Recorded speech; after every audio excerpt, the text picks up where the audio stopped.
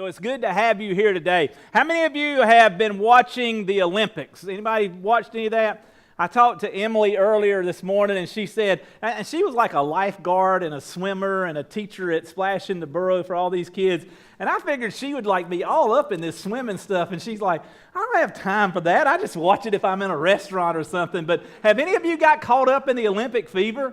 I'm sort of, Jody's like, Michael Phelps is swimming tonight. I'm like, oh, he already swam today. It's just, it says live. That doesn't mean it's really live. And, but anyway, there's a lot of things that are happening at. Have you ever wondered about like the races and things that they do and about how close everything is? Have you noticed? There was actually one race where there was like 2 people that tied or 3 people that tied. And they were talking about 1/100th of a second. They all hit it. They all just tied on that same mark. It's crazy. Matter of fact, the track events are starting to go on. I don't know if you're interested in the track events, but there's a guy that everybody when he walks into the stadium, and I didn't know that people got this fired up about people coming into the stadium like they do, but this guy is considered the world's fastest man. Does anybody know who the world's fastest man is? Usain Bolt. Now, how do you get the title of the world's fastest man? Does anybody know how he got that title? Did he just go up and say, hey, I'm the fastest man? There you go. Because I could say that. How did he get that title? Running. Okay, well, I run. Some say it's a jog. So he's got the world record. World record for what? 100, 200. He got a world record for 100 meters. This is the one that supposedly distinguishes who is the fastest for 100 meters. So we're talking about 100 meters is about from here toward Hanner right across, or is that Hanner? Is that what that is over there? Hanner Field? Right over there, right across the road, just right straight over there, run right through the intersection. Don't play Frogger, just go straight across over there. 100 meters, and guess how fast he did it, what the world record is. 100 meters, a little bit longer than a football field. How long? 9.58 seconds. 9.58 seconds. In fact, he only takes 41 strides to cover that amount of ground. Now think about that in your mind. Now I know that it would take me like 3 times that amount of time, but to cover that distance. But he does it in 9.58 seconds. That's fast. Isn't there a lot of things that can happen in a short distance time? In 9.58 seconds, when he broke, it used to be that nobody would break 10-second barrier. When he broke that record, and he broke it again and again, and I think it was 2009 when he set it at 9.58, that it hadn't been broken since. But when he did that, his whole life changed. Everything, 10 seconds, less than 10 seconds, his whole life changed, and he gets this title of the world's fastest human. And he does that, makes that some little pose like that. I don't know what it was, but there you go. It's a Jamaican thing, I guess. I'm not sure. That's where he's from. In 10 seconds, so many things change. In fact, things change in a blink of an eye, don't they? You heard that phrase, things, if it's just a blink of an eye. I wish things just change in a blink of an eye. I know that in a blink of an eye, you can lose your sermon message notes in a blink of an eye. You see me out here and I'm freaking out. And this happened before, it's happened today.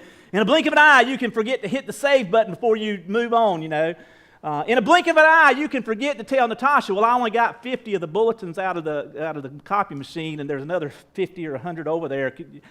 By the way, if you don't have message notes now, raise your hand because she ran over there and get it. And I promise you, she didn't get over there in 9.58 seconds. And I can tell you, she was really out of wind when she come running back. But if you don't have message notes, can some of y'all pass those out to them? Just raise your hand or ink pens, they'll pass those out to you. But in a blink of an eye, things can happen. Now, how long is a blink of an eye? Does anybody know? All right, on the count of 3, everybody blink. 1, 2, 3. Okay, how long was that? They believe that there's people, scientists, really study this stuff, and a blink of an eye lasts about 300 to 400 milliseconds. 300 to 400 milliseconds, somewhere around that. If you take that 300, 400 milliseconds, that's about 1/3 of a second that a blink of an eye, an average blink of an eye is. An average human being will blink somewhere between 5 to 50 times in a minute. A blink of an eye, 5 to 50 times in a minute. And there's different types of blinks. Now, I'm going to give you some of this because I researched this, and that's the way I am. I have to find out. I'm a nerd, okay? Dorsey 2.0, the nerd, okay? You got to know this stuff. There's three types of way that you blink your eyes, or there's three things that they say that are the reasons that people would blink their eyes. One is voluntarily or spontaneous. That's the spontaneous blinking of your eyes where your eyes just naturally do it. You don't think about it, to clear the dust off your eyes and to moisten the eyeballs themselves so they don't dry out. Everybody understand that? So it's just naturally blinking. You don't think about it. It's sort of like your heart. It's beating right now. You can't, you don't control it. It just sort of does it. But then there's a reflexive blink. The reflexive blink is, I don't know, let's see. Can you catch this, Nancy? Catch it. Okay, she didn't blink. Here you go, Blair. Sometimes if you can just go up or you shock somebody or something, it's the reflex where they close their eyes just because they might think something might hit them in the face or think something might damage their eyeball. Or if a gun goes off, people blink their eyes. All those things and usually those blinks are a little bit longer than the blink that somebody, Preston, hang on just a minute. Hold your hand down. There you go. You got it there. So the blink of an eye is a little bit longer when it's like that reactive type. But then there's even another type of blink of the eye, and that's called a voluntary blink. That's the blink of the eye while you're just moving along and maybe your eyes are tired. You sort of do like that. You ever done that driving? Anybody ever done like this reading the book, rub your eyes like this or close? Anybody done that before? Or look at a computer screen and you just sort of close your eyes, or driving, you sort of just do that or blink your eyes or something like that. And now if we take that information and we put it all together and we say, let's just say that we're going to drive from here to Savannah. About 60 miles, it's about an hour. For some of you, it might be 40 minutes the way you drive. I understand that. But I'm just going to say, let's just say we drive an hour to Savannah. It takes about an hour to drive. That means that in that time frame, if we blink between 15 to 50 times, let's just say we're blinking about an average of 30 to 35 blinks a minute on that trip down to Savannah. And we blink down there and we go down that far, and it's about a 60-minute drive. So that means we're going to blink about 1,800 blinks. And if a blink lasts about 1/3 of a second, that means that's 594 seconds that we would have blinked. And if I divide 594 seconds by 60 seconds in a minute, that means on a 1-hour drive to Savannah, my eyes are closed 9.9 minutes of the drive. You ever thought about that? Have you ever thought about you driving to Savannah, that 10 minutes of the drive, your eyes are closed? Some of you are sleeping a whole lot more than that. I understand that. Some of you do that in class. I mean, you go ahead and run this through. It's like, but my point is that so much can happen in a blink of an eye. So much can happen in a short span of time that could change your lives. Change your lives for the good, change your lives for the bad, and it could affect not only us, but it could affect other people. The blink of an eye, or it's something that can happen in a short period of time, affects a lot of things. I want to take us back to a story in the Bible, to one that many of us know about or have heard about, but I just want to talk a little bit about it today, how things can change in a short period of time, and how in that short period of time it affects so many others. It's the story of Adam and Eve. It's found in Genesis chapter 3, and you have these in your message notes, but because in a blink of an eye you can forget to add all the verses in there, you may not have all that you really need, but I'll read them to you, okay? And in this story, we find that Adam and Eve are in the Garden of Eden at this time that I'm going to start reading. Adam has been created. Eve's been created from Adam. God's got them in there. He told them they could eat anything. They could do anything they wanted to do, naming animals. Adam needed to have a workmate. He gave him Eve and all this. You know the story. You've heard it time and time again, or some version of it. And so they're in the Garden of Eden, and things seem to be going well. And in fact, God had told them they could do anything they wanted to, basically, except for one thing, just one thing that he didn't want them to do. And that one thing was he did not want them to eat from a certain tree in the garden. It's right around the center of the garden. I don't know where it was at, sort of in the center, and I don't know where the garden was and all that, but it was Eden is what they say. And so you can do anything you want except for this one thing. You can't eat the fruit from this one tree. And that tree had a name, we find out later, and that's the tree of the knowledge of what? Good and evil. Good and bad. One more time. It's the tree of knowledge of good and evil. And so that's where we're going to pick up here today. I'm going to begin at chapter 3, verse 1. Now the serpent was more crafty than any other wild animals the Lord God had made. Turn to your neighbor and say, the snake's crafty. Say on that. Yeah. Now that snake is really not a snake. You know that's sort of Satan. I'm just going to go ahead and give you that information. So the serpent was more crafty than any of the wild animals that the Lord God had made. And he said to the woman, "Did God really say that you must not eat from any tree in the garden?" Good question. The woman said to the serpent, "We may eat fruit from the trees in the garden, but God did say, you must not eat from the tree that is in the middle of the garden, and you must not touch it, or you will," what? Die. You will die. Satan comes back, or the serpent comes back and says, "You will not certainly die." The serpent said to the woman, "For God knows that when you eat from it, your eyes will be open, and you will be like God, knowing good and evil."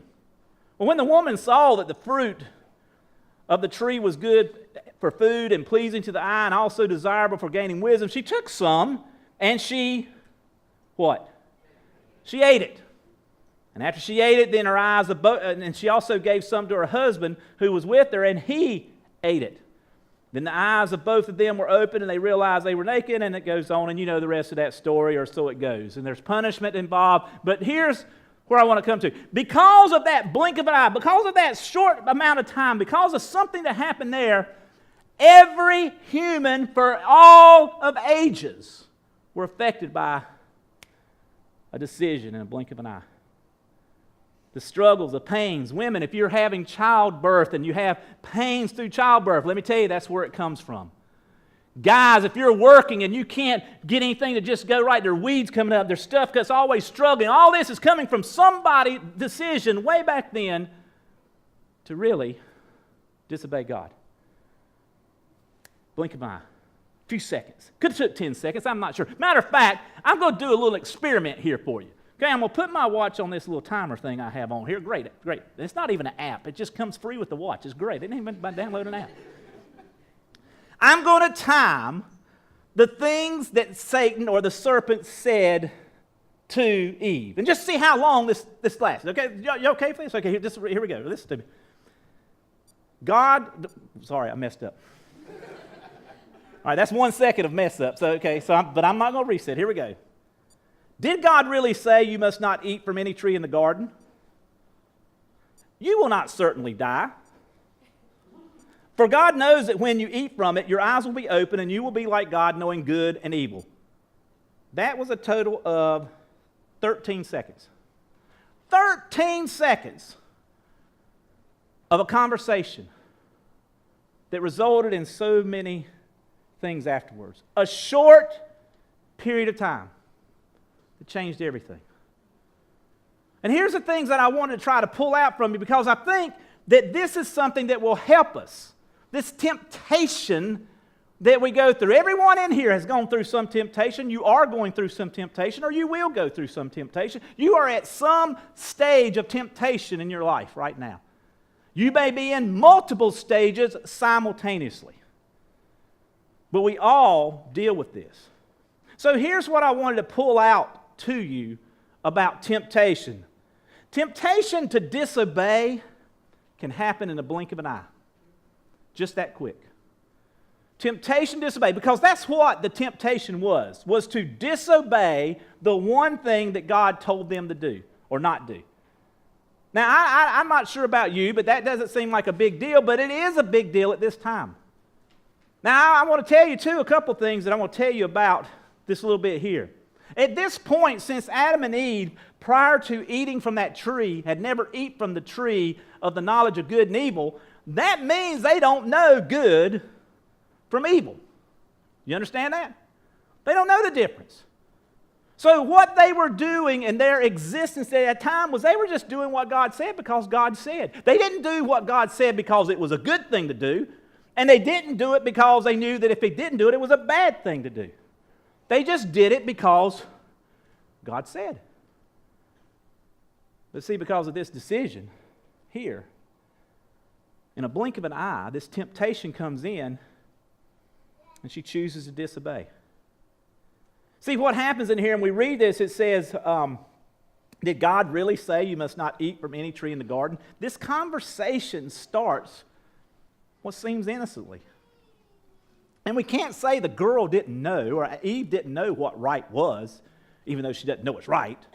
You understand what I'm saying? She doesn't know what she's saying is good or if it's bad. She just knows it is a fact. Yeah, God told us we could eat anything we wanted. We just could not eat from this tree. Next sentence, the next conversation or next phrase that Satan said to him, you will not certainly die. What? I won't? Then he continues down that path and he says, for God knows that when you eat from it, your eyes will be opened and you will be like God, knowing good from evil. So there must have been some type of thing right at that point that's a temptation. Now I just want to tell you something. If you come to me and you say to me, now Dorsey, I've got some mouth-watering, flaky, crusted, tasty, succulent beef liver to give you. I'm just going to tell you, that ain't a temptation to me. Oh, I got some collard greens. It just ain't a temptation to me. You can't tempt somebody with something that's not a temptation. Does that make sense? So the temptation of this was, well, why did this get to Eve? What got her? And I think it's this comment, when you eat it, you will be like God. And guys, that's the key. See, we're created in God's image to be like God, but not to be God. And Satan knew this and taps straight into that part. Now, some will say, well, it's the women's fault. I think Ronnie was talking earlier. He says that's why they created QVC, because of women. I don't know if that's true or not. He said that wasn't created for guys. No, Lowe's and Home Depot was created for us, and that's the temptation there. But why did he go after Eve? Now, y'all can speculate all you want, and I've done the same thing, but I'm thinking, there was a period of time when Adam was by himself, and God said, that's not good. He needs a helpmate. He needs somebody, and he creates Eve from Adam to be a helpmate. Maybe Satan knew he couldn't get to Adam directly, but he could get to Adam indirectly. And let me tell you something. Satan is using a lot of people in your life, a lot of situations in your life to get to you indirectly. You think he's going to come at your front door, and he's not going to come at your front door. He's not going. Matter of fact, remember what it said about the serpent was the most craftiest creature that had ever been created at that time. Satan has had thousands of years to perfect his technique, and he's gotten good. Now, we've gotten better, and we've improved, and we've learned to put up our defenses, but Satan has continued to get better as well. So I'm telling you, you need to understand, Satan can come to you, and he's probably not going to come straight at you. He's going to try to be crafty and sneaky, and he's going to start having a conversation with you. Listen, 12, 13-second conversation was all it took. And he walked away. You don't hear anything else about it. You understand what I'm saying? 3 sentences basically are 2 sentences and a comma in between one of them. 3 statements. And everything changed. Because I think what Satan did was tapped into this part of her. He connected to this inner desire of humanity to be God. Not to be like God, we want to be God. I want to be in control of my life. I want to control these things. I want all of it. And that's some of the temptations that we have in our life as well. You see, because when that temptation hits to be like God, we begin to have our view of God's truth distorted. And our understanding of what's God's truth gets distorted. And we lose sight of what's right or what's wrong, or we lose sight of this is obedience and this is disobedience. So it distorts our truth of God, or our view of God's truth. See, Eve knew what he said. Many of you know what God says, even if you haven't been in the Word, even if you haven't studied the Word, you know these things. Because, by the way, Eve did not have the knowledge of good and evil at the time of her eating the apple. But because she did eat, every one of her descendants since then has the knowledge of good and evil, and you do that. You have that. You know what's good, and you know what evil. So in my estimation, you have a better advantage than Eve does. Because you know the difference between good. And you know the difference between evil. You might not like it, but you do. See, all she was doing was obeying God because God said. See, we got a problem with that. Well, I don't like what he said. I don't agree with what he said. I'm not sure that it's right. And then this conversation begins to happen in our head. See, listen to what happens next in verse 6. That's not in your message notes because I forgot to print that part. Here's what it said. When the woman saw the fruit of the tree was good for food, pleasing to the eye, and desirable for gaining wisdom, she took some and she ate it, and she gave some to her husband who was with her, and he ate it. So let's think about that. The conversation has started with this crafty being. Not a problem. But it continues from there. She says, this is what God said. Okay, still not a problem. You're doing good, Eve. But then the conversation continues on. And the seed is planted. Well, you'd be just like him. Now, I don't know what happened from right here to the next word in this passage says, when. When the woman saw. But from the time that he finished talking, from the time that the serpent quit talking to the time that it says when, something happened. Some amount of time happened. It could have been a blink of a second, could have been a blink of an eye, could have been 10 seconds. I don't know how long it is. But it's a fact it happened. See, when we allow these things to happen, when we listen to Satan, when we listen to these things, we begin to look closer. This way temptation works. Temptation works to where it's all over here, but then you start, well, maybe there's something to what he's saying. Maybe I do deserve to look at whatever I want to on the internet. Maybe I do deserve to have 2 women at one time. Maybe I do desire to, maybe it's okay for me to do this with this. Maybe it's okay to me to cheat in this area of my life. Maybe it's okay for me to lie about this. It's just a white lie. And then what happens is what happened to Eve, and it happens to all of us. We begin to justify our desires. See, when you cross this gap and come over here to when, now you start to look at things closer. Now you start to justify things. So look at what she said. She saw the fruit. Oh, it's fruit. It's just like everything else. And the tree, and it was good for food. Oh, this fruit is just like everything else. It's no different than the other trees in here. See, Satan doesn't have to do all that. See, the ball's already rolling. That's the way it happens in your life, isn't it? Because then we begin to justify things that don't need to be justified. Goes on and says, then it's pleasing to the eye. Well, it looks good. How can that hurt me? It's just one bottle. It's just one snort. It's just one cigarette. It's just one joint. It's just... And then it goes on. It's not only pleasing to the eye, it's not only good for food, it's desirable for gaining wisdom. This will make me better. If I just vent my anger in this way or vent my frustration in this, if I just drink it away or peel it away, if I just do this, it'll be better. Look at how better I am when I'm drunk. Look at how better I am when I'm relaxed. Look at how better. We begin to justify our desires. And that leads to this next place we get to. Choice. Now, what you going to do about it? Now, even at this point right here, choice. All these desires. When now she's thinking about it, and all this, and all the reasons she's justifying what she's thinking. Now she's here. She has a choice. Do I obey God, or do I disobey?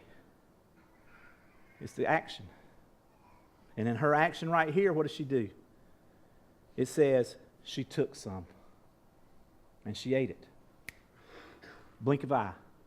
In a blink of an eye, in 10-second conversation, a 15-second conversation, she's dancing with Satan. She's having this conversation with him, and then he just leaves her alone, and then she starts to think about it. And now, in a couple more seconds, a couple more thoughts, and she gets to this point. And now, she's moved from justifying her desires. I'm going to do it. I'm going to take action.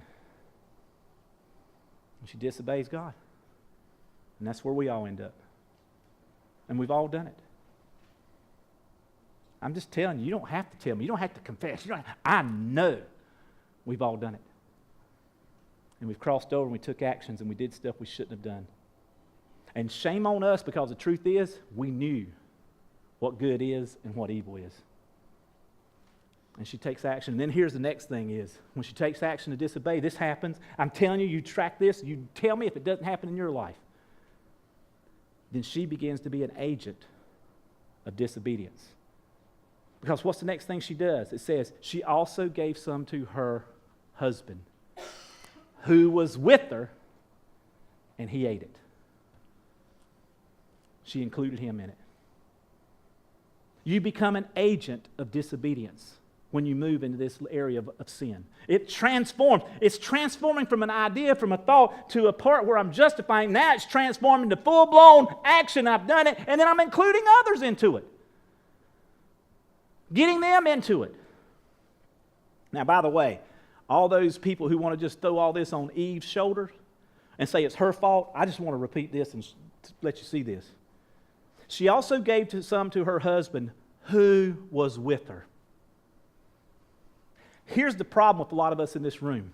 We're with people when they're taking these steps down this road, and we're with them when they're making the decision, and we keep our mouths shut. We don't step up because we're afraid, will Eve talk to me anymore? We're afraid of what's going to happen if we just tell the truth. We see the things spiraling downhill, and we have the power because of the connection with other humans that God has given us, because it's not good to be alone. And what do? We keep our mouths shut.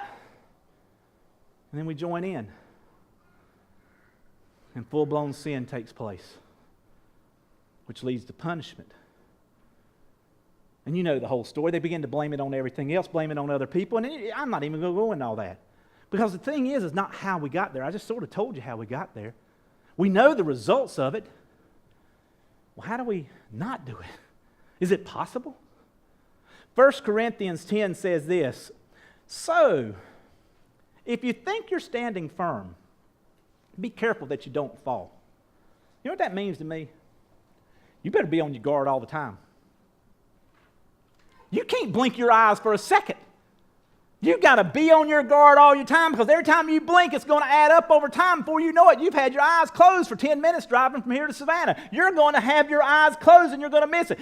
This Usain Bolt trained for 4 years, 6 days a week, for 9.58 seconds of action. We're not even training hardly any. And this stuff of temptation happens more than one Olympic every 4 years. And we're not even preparing for it. Because we think, I got it all together. My life's good. Look, everything's good. My kids is good. My family's good. And we think that's the image of what it looks like to be right with God. Just because bad things aren't happening to me. But all this time, the inside of our head is these conversations going on and this justification going on. It continues in Corinthians, it says, no temptation has overtaken you except what is common to mankind. You understand? What is common to mankind means we all go through it. Every one of us go through this. And God is faithful. What? How did you jump from there? And God is faithful. He will not let you be tempted beyond what you can bear. But when you are tempted, He will provide a way out so that you can endure it. God doesn't say these things aren't going to happen. These temptations will happen. There will be conversations. Satan is crafty. He's going to come. There will be a period of time where you cross over the gap, and you'll be at when you start justifying this, and you'll go through all that. All of that, God says, this Scripture says, it's going to happen. But none of that is going to take your choice away from you. You will always have a choice to obey or disobey. Always, every time, every circumstance, in every club, in every bed, in every situation with your boss, in every situation with your child, you will have an option to do good. Because God will not tempt you or allow temptation to happen to you that you will have it so much you can't endure it. You will always have a choice. And then we add that with the book of James, and We look at what James says, and James says in chapter 4, he says, therefore submit yourselves then to God. See, this is the answer. Submit yourself to God, resist the devil, and he will flee from you. Come near to God, and he will come near to you. He says in here, submit to God. You know what that means? God is God, and you aren't. Okay? I want you to repeat that with me. I want you to say, God is God, and I'm not. One more time. God is God, and I'm not. See, if you know that, if you hold on to that, that helps you when that decision comes. Let me tell you another one. God guides, I follow. God guides and I follow. You can't lead God. That's not your responsibility. That's arrogance 101.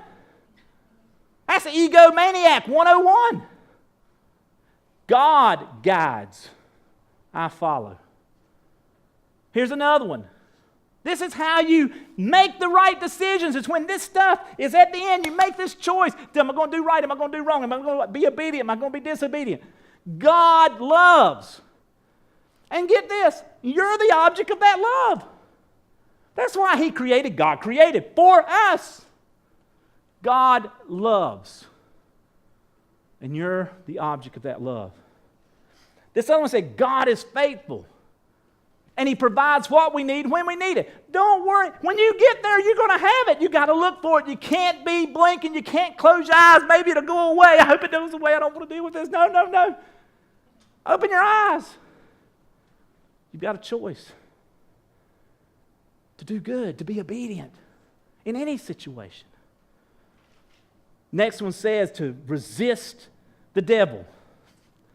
What? I have the power to resist the devil. You have the power. Start using it. Do you understand? He's not going to tell you to do something. God's not going to tell you, the Scripture's not going to tell you to do something if it's not going to be applicable to your life. You have the power to resist. Quit crying and whining saying you don't. You do. You may not want to exercise it. You may not like the results because it's not going to be like what your dream is if you're God, because everything around your life will revolve around you if you're God. But the people around you who love and care for you, they'd love for you to start making the right decisions and making the right choices, because you know what? They're getting caught up in your stuff. It happens all the time. Remember that when you resist the devil speaks in half-truths. That's a fact. So you need to know the whole truth. That's why we talk about spending time in the Word. We talk about spending time with God, spending personal time with God to understand, so we know the truth, so we'll know a half-truth when we hear it. Some of you are trying to fight a battle with Satan, and you're going into that battle with no weapons whatsoever. You think that the weapon of the Bible is a weapon in your hand, but it's not until you know how to use it. That's like giving somebody a bow and an arrow that can shoot something at a distance, and they don't know how to use it. They take it and use it like a club. It's not as effective.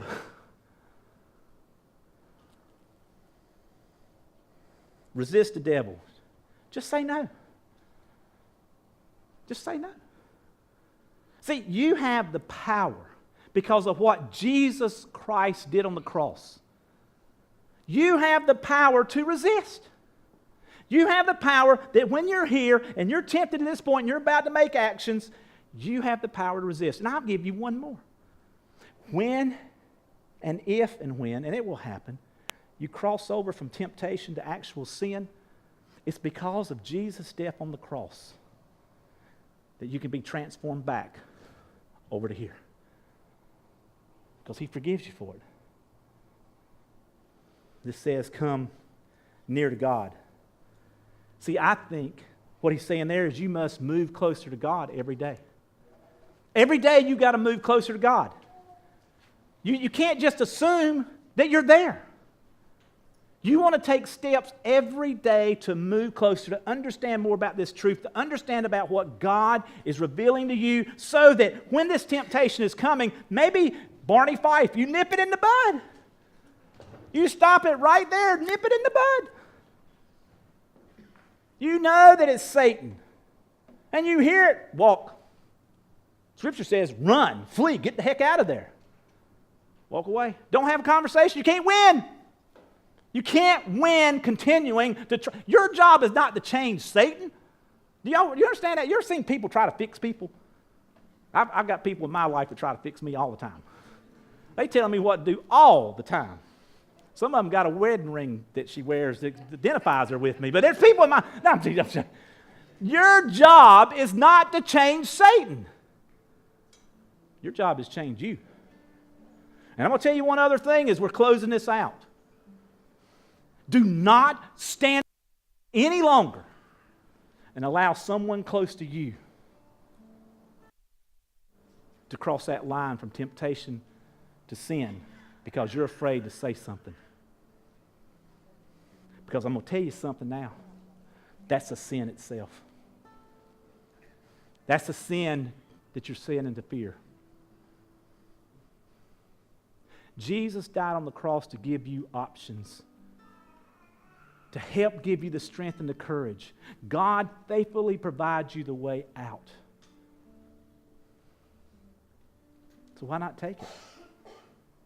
So I don't know this stage in your life right now. I'm not sure what's going on in your life, but I want you to take just a moment as we close out here this morning, and we're going to sing another song, and I want you to think about some things, and we're about an offering. I want our offering volunteers, if they'll come forward and bring the baskets forward, and we'll get ready to do that. But as they're taking up this offering, I want you to be reflecting and thinking about what God is calling you to be. What is He calling you to do? What is He calling you to say? What is He calling you to understand about what you've just heard? Now let me tell you something. You took out of your day to be here. You got that? I ain't being ugly or rude or anything. They paid me to be here. No, I get paid to be here. You know, I'll be here, but ain't many of you drawing salaries for being here. I am. I'm here. I'm paid if you do anything or not do anything. But why would you take the time that is so valuable and come to a place to hear something that relates to you and wrestle with? Why wouldn't you heed and listen to the God of the universe? Now listen to me.